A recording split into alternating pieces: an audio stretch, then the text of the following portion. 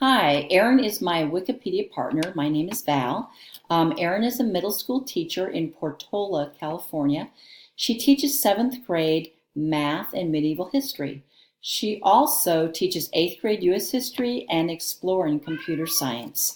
Her students love that she has laptops for every student in the class, and she uses Google Classroom as a way to communicate with her students.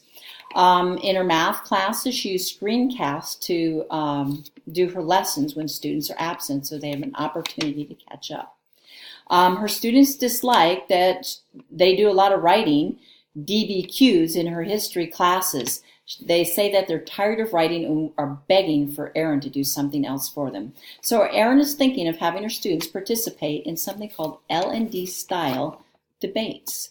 In Erin's spare time, she is busy with family. She's a mom to 4. She's married. Her children are ages 3 to 15. Her oldest is getting a permit, driver's permit in the next couple of weeks, while her youngest is learning the ABCs. She tries to spend as much time with her family because they're growing up so quickly. Friday night, Erin was riding a donkey. I think you should ask her about it. Thanks.